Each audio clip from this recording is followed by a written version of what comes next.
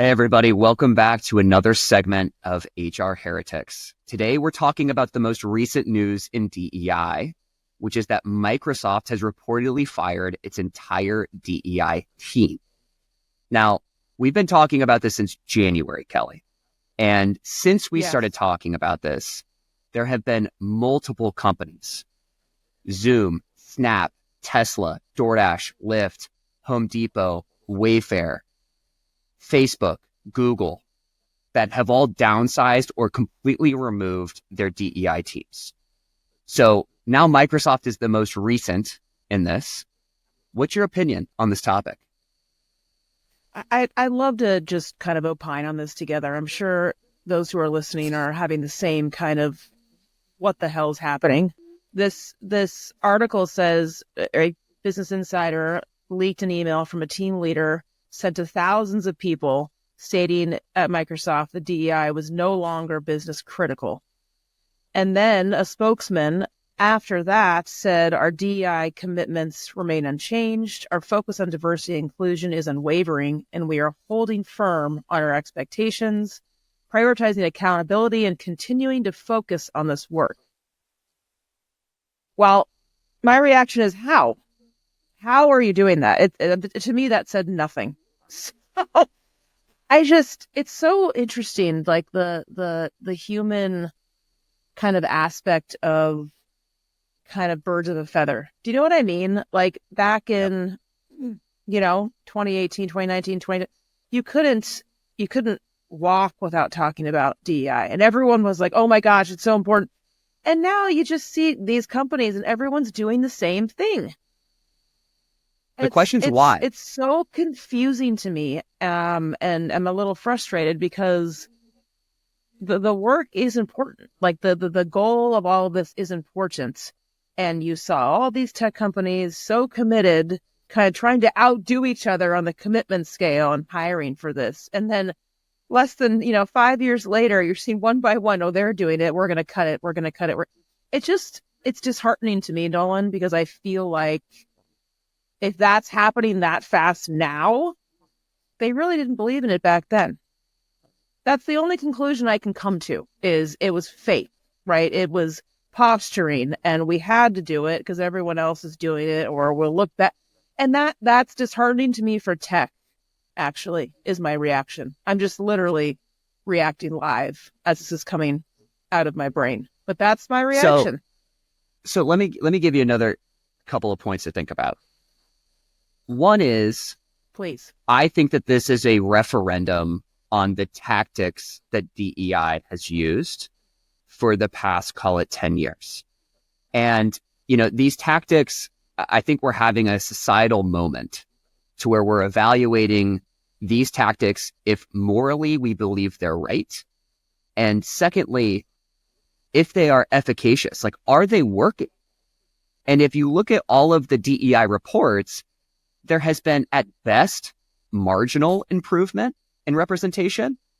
And I think, like, most honestly, almost no improvement. And in some cases, actually, it's worse. So you have two things at play here. One is, like, how are we going about trying to solve this problem? And the second is are we actually solving the problem? So when I see Microsoft say something like, we are committed to, we're still committed to DEI, I'm with you. I don't believe them. I will say, though, I think tech is having a moment, and candidly in our country right now is having a moment, is if we are trying to solve this problem too late. So my take here is actually we need to solve this problem much, much earlier in someone's life. And when I was at Google, we were building a data center in Moncks Corner, South Carolina. And it's like an hour outside of Charleston. It's like way in the sticks, or at least was 10 years ago when we were doing this. And as part of putting the data center there, Google wanted to help kids become native in software engineering. And so we hired like 30 teachers, and we deployed those teachers with their own curriculum across multiple schools for 7th and 8th graders. That, for me, is something that actually will not affect Google's diversity report next year or the year after or the year after that. But that for me actually feels like the right level of work to do, given that it's at the community level and given that it's at the level to where we can help these kids much, much earlier than trying to reverse engineer things towards the end of a hiring process. Right.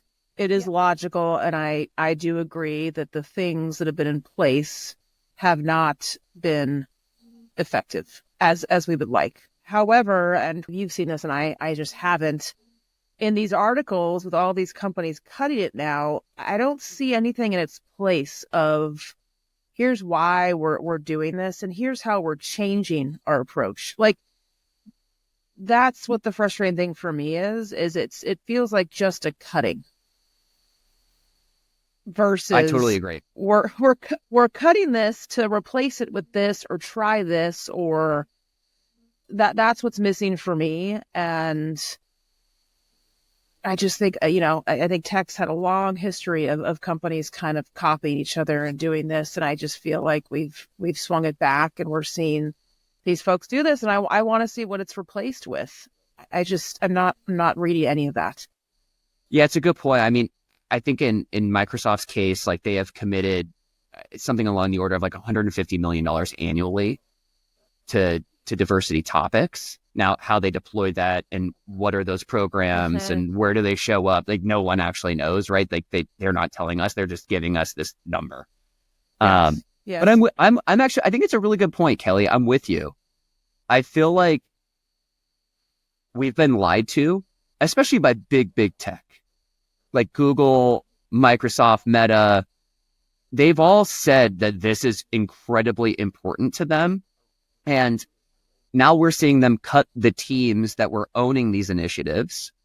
And we're not, and the only thing we're seeing out of them is like, here's our DEI report, which we just put out every year. It's kind of like, oh, here it is again. Another year of like no changes. Yeah.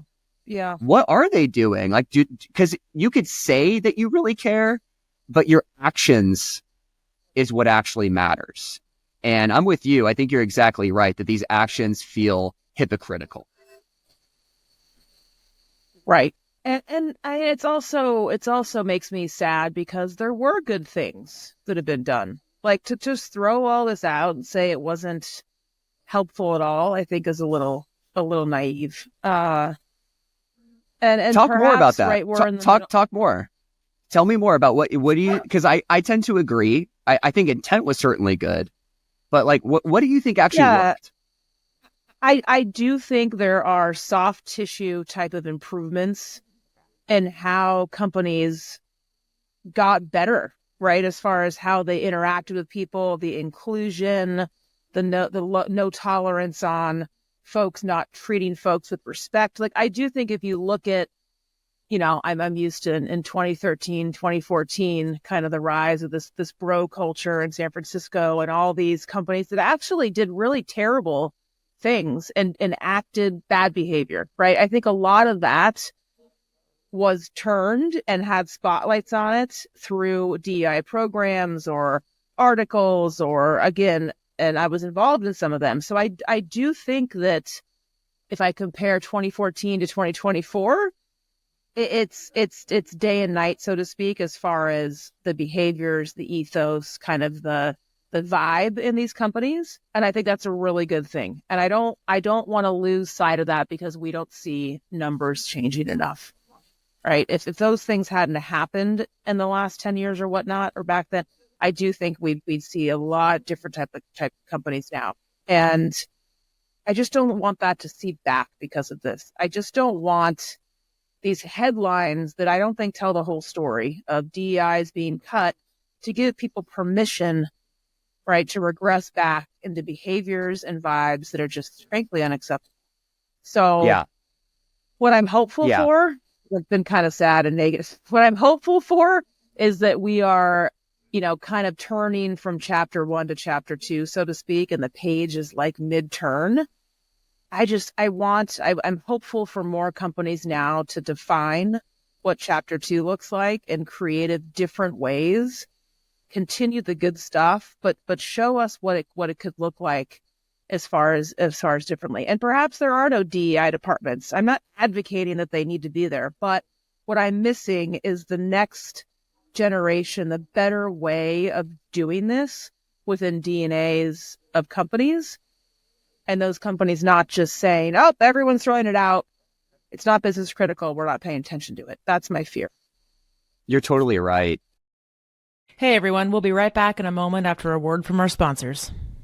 Real talk, most talent leaders haven't yet cracked how to leverage AI for meaningful impact on their hiring processes and business goals. But the leaders who are effectively using AI to transform their recruiting team's efficiency and quality use Metaview. Metaview is the AI assistant for the interview process. Their AI records and transcribes hiring conversations, like intakes, interviews, and debriefs, then provides perfectly summarized notes of everything that was discussed. That means your people can focus on creating human connections with candidates during calls and save time on the busy work of cleaning up notes after every interview. But it's so much more than just a time saver, because perfect notes means perfect data. For every candidate in every pipeline, hiring teams can make confident, informed decisions, and talent leaders can finally take control of the interview process. Join forward-thinking talent leaders at high-performing organizations like Brex, HelloFresh, and Quora, and check out Metaview. Head over to metaview.ai/heretics to talk to one of Metaview's product experts, or get started for free. You'll be up, running, and AI-enabled in minutes. I've said this on the pod before, but when I was 8 or 9 years old, I got chicken pox and got sent home from school. My mom was a paralegal, and she decided to stay home with me, and she was terminated for making that decision, literally after staying one day with me at home and not going to work. That does still happen, but the amount at which it happens is so much less than what we experienced 20, 30 years ago. And historians have said this many times, that if we, it always feels, if you're just looking right now and living where your 2 feet are, it always feels like things are very tumultuous and things are crazy. But if you actually reflect on where we are in history, it's never been as good as it is today. That's just what historians say. So I think you're totally right that we have made significant progress, specifically with how we interact with each other and how inclusive cultures have become, especially with differing viewpoints and differing backgrounds and different races and different genders and different socioeconomic statuses. But you're right, it's not done. And our friend of the pod, David Hanrahan, has said this is like, it's never going to be done. There's never a finish line. No. The question is how does this work? How does this work continue as part of chapter 2? I love the way you're thinking about it. And I don't think it's acceptable for these big tech companies who have made these promises over the course of the last 5 to 10 years to be like, sorry, we're just cutting the team and we don't have an answer for you. We should hold them more accountable. My take is, if I was them, and if I was, leading a people team right now inside of a tech company, my take would be, we're integrating this work into everything that we do. What really matters to us is inclusion. What really matters to us is hearing different viewpoints, of creating an idea meritocracy, of ensuring that there is no discrimination inside of our workforce. And I think that's what we're going to see.